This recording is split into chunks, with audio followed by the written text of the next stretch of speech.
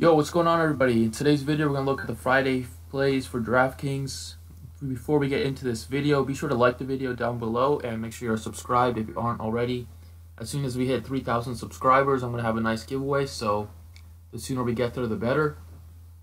Anyway, last night, Hassan Whiteside ruined my favorite lineup, the one that I played really heavily in, so that killed. And then I had another lineup that I gave out, so I just threw in like one GPP. That one did much better with a 283. Whiteside just only played 19 minutes, just didn't, he's being lazy, Whiteside, last night, and Eric Spoelstra basically benched him in the second half, I think, since Bam was playing so well, and just Whiteside just didn't look interested.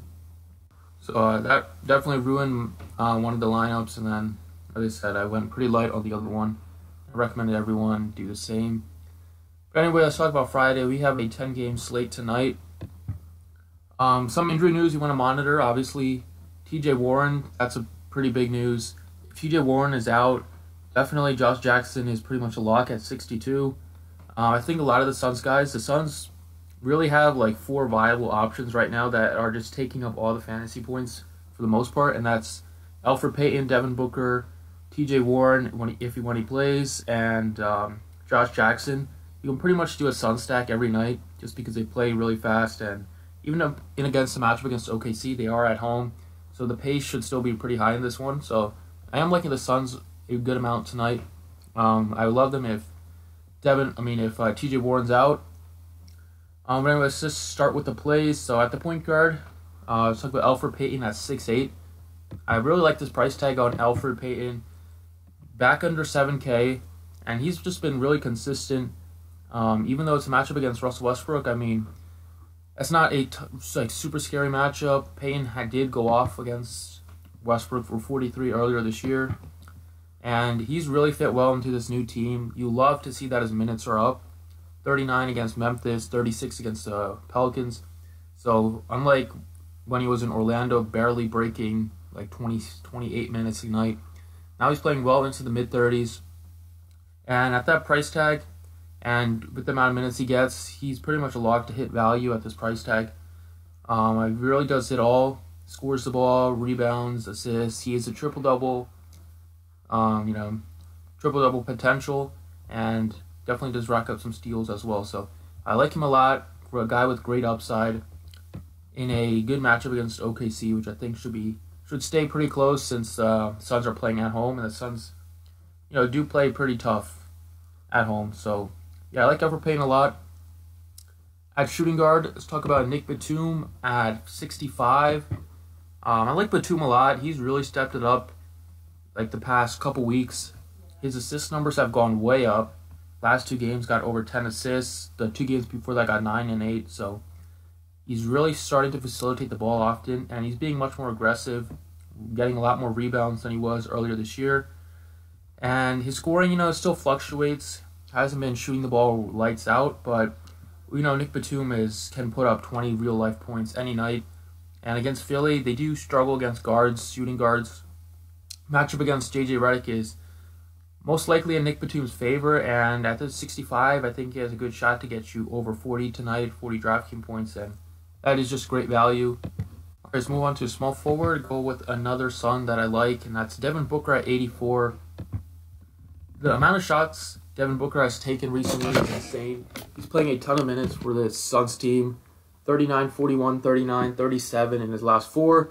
As long as the game is within reach, Devin Booker is going to be on the court and chucking up shots. 29 shots, 28 shots, 28 shots in his last 3. That is crazy. He's getting his rebounds, which you like to see. He's potential to rack up some assists, rack up some steals as well. Big upside with him. 65, 70-point upside. At 84, if TJ Warren is out, more usage goes to him. More shot attempts to go, and he just went 1 for 6 from 3 last game, which is really unprecedented.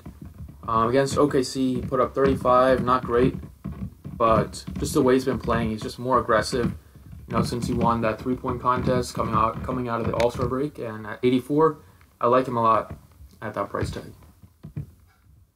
All right, at power forward, let's going to talk about some Grizzlies.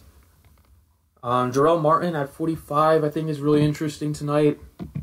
especially if Jermichael Green, who is a game-time decision, is out. If he's out with all the injuries the Grizzlies are dealing with, Martin has good upside at that price tag, 4,500. Put up 36 against the Suns, playing good amount of minutes. If Green is out, you obviously should see a ton of minutes tonight, with Parsons still out and some other Grizzlies still out. So yeah, this is kind of dependent upon the Jermichael Green news, but it looks like Green will probably sit. The Grizzlies have been resting and just like sitting a bunch of players this year. They are tanking. So against Denver at home, I think Jarrell Martin is a fine play. And then at center, Marc Gasol at 79. There are a few centers that I do like on the board, such as getting a nice discount on Dwight Howard at 73, but I don't really love the matchup against Embiid.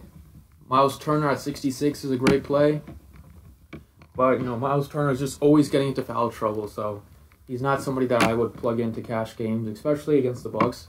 He could get into foul trouble against Giannis just driving down the lane, so that's scaring me off a bit. But Marc Gasol 79, nice price drop for him. Been really just the man in Memphis with all the injuries and just all the usage is going through him. Took 21 shots last game, just made 7 of them. Does it all: rebounds, assists, points. Does have triple-double upside as well. And against Denver, he's gonna have to play a lot of minutes against the bigs. They have Jokic, Plumlee, Lyles, Millsap. So Marc Gasol is going to stay out on the court, averaging 45 against him in 2 meetings, and the game is at home, where he does play better. So I think Marc Gasol at 79 is a nice play.